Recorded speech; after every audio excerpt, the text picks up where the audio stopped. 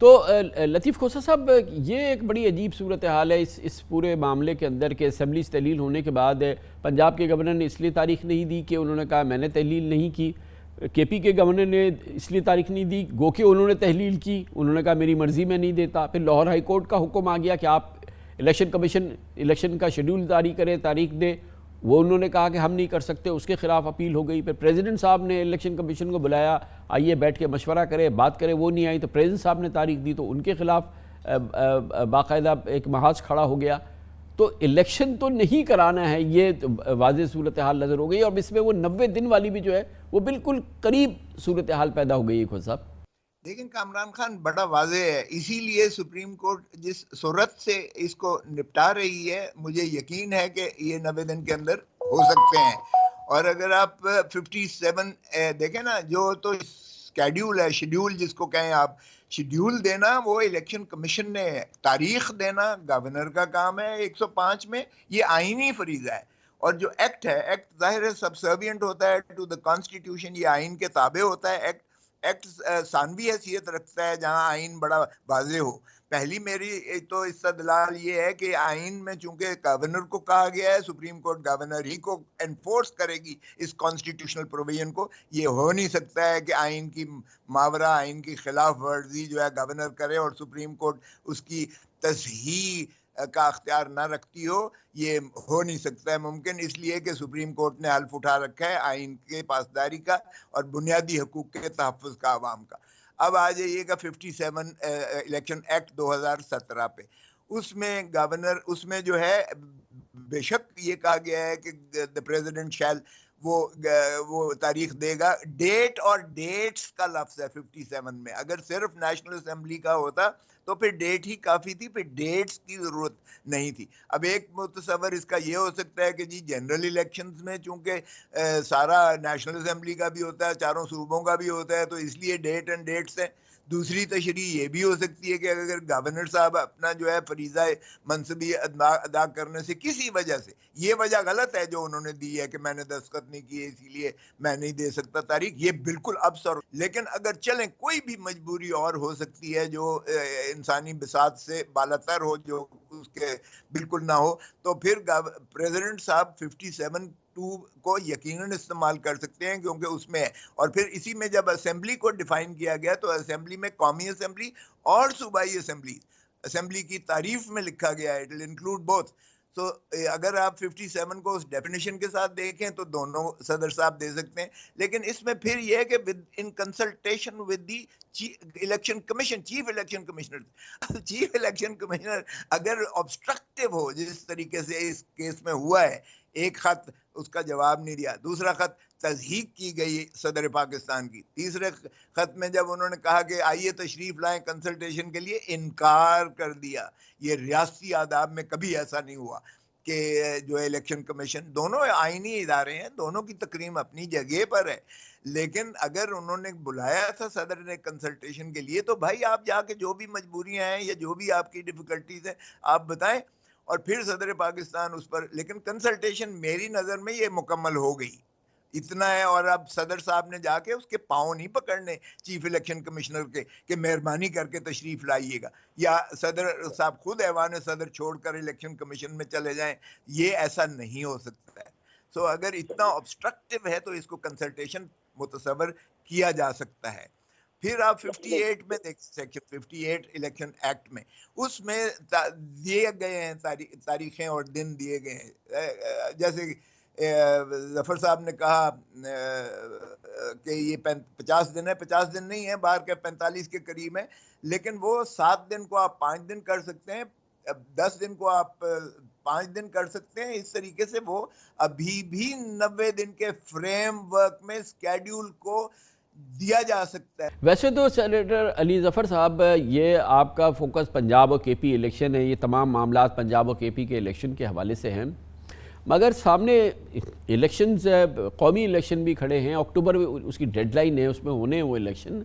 क्या इस पर भी आपकी फोकस है कि सुप्रीम कोर्ट इसी मामले के अंदर इस बात को बिल्कुल क्लियर कर दे, इस पर बिल्कुल क्लियर कट एक पोजीशन बता दे कि आप इल्तवा कभी किसी सूरत में नहीं कर सकते, आपको हर सूरत में वो इलेक्शन कराने, ताकि वहाँ के बारे में भी अगर किसी के जहन में कोई इबाम हो वो दूर। जी, मेरा ख्याल है अदालत की जो ऑब्जर्वेशंस थी वो आज यही थी कि हम एक हतमी फैसला करना चाहते हैं ताकि मुस्तकबिल में इस तरह ना हो जिस तरह इस बार हुआ है। तो ये जो भी फैसला आएगा वो अल्टीमेटली जो फाइनल इलेक्शन है नेशनल असेंबली के लेवल का, उस पे भी उसका असर होगा। ऑब्वियसली फिर पाबंद होंगी सारी इंस्टीट्यूशंस कि इस जजमेंट के मुताबिक वो वाला इलेक्शन भी कराएं जब भी उस इलेक्शन का वक्त आएगा। लतीफ़ खोसा साहब, ये बताइएगा कि कौमी असम्बली के इलेक्शंस के हवाले से जो उसकी हतमी तारीख़ है जो कि होने हैं हर सूरत में 5 साल के अंदर, और फिर वही इस वक्त बिल्कुल उसके हम करीब जा रहे हैं, उस हवाले से आप क्या समझते हैं कि सुप्रीम कोर्ट कोई? देखिए, ये तो यकीनी बात है कि अब चूंकि सारे ये प्रोविजंस ऑफ लॉज को और कॉन्स्टिट्यूशन आइन की जितनी शिकें हैं, जितने आर्टिकल्स हैं, उनको देखा जा रहा है।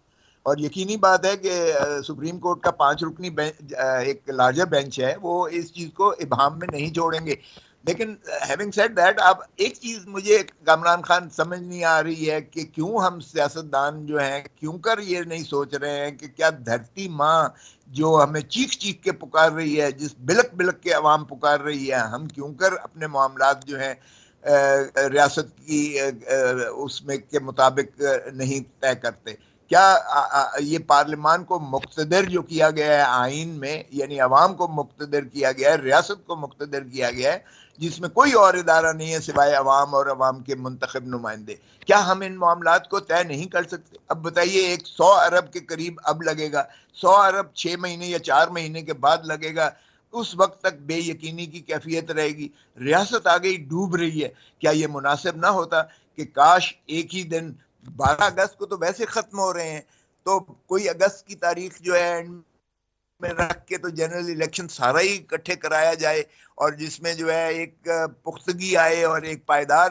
पहली बार हम देख रहे हैं लतीफ़ खोसा साहब के डिक्टेटरशिप जो है वो इलेक्शंस के से दूर भागती थी, मगर इस वक्त तो एक हुकूमत है जो जमहूरी हुकूमत है और नून लीग उस हुकूमत का एक बड़ा हिस्सा है, वज़ीर आज़म उनके हैं, मगर पूरी हुकूमत की ख्वाहिश ये है कि इलेक्शन ना हो और किसी सूरत से इल्तवा का शिकार हो जाए। उनकी तरफ से भी कहा जा रहा है कि इलेक्शन इस साल शायद ना ही हो, कौमी भी ना हो। ये जो पंजाब और KP की उसकी तो खुल के उन्होंने मुखालफत कर दी है। और आज मरियम बीबी ने जो अवामी जलसा किया उसमें उन्होंने कहा कि पहले नवाज़ शरीफ साहब के केसेस ख़त्म हों, वो मासूम करार पाएँ, इमरान खान 22 पेशियाँ भुगतें, 2 पलड़े भारी हों, फिर होगा इलेक्शन, पहले तो ये सारी चीज़ें तय की जाए। तो क्या इन तमाम बुनियादों ये सब बातें सुप्रीम कोर्ट सुन रही है और क्या इसका कोई असर हो सकता है? देखिए, क्या जलसों में क्या बंदा कह जाता है, कुछ ना समझे खुदा करे कोई। जलसों में तो बहुत से तुंद तेज बातें की जा सकती हैं और की जाती हैं, हमारे यहाँ रिवायत और रीत है।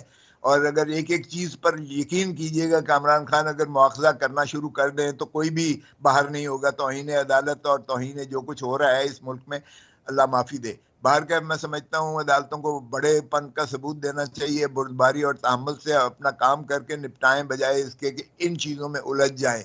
लेकिन ये चीज़ें जो है मुमकिन नहीं है। जो मैंने सुनी है मरियम बीबी की जो यलगार है, जो उनका एक इलेक्शन की कैंपेन चला रही हैं, वो तो जाहिर है कि एक साइकी पर अवाम की आप उस पर चलेंगे, जितना ज़्यादा आप तुंद तेज़ बातें करेंगे अवाम को पसंद होता है।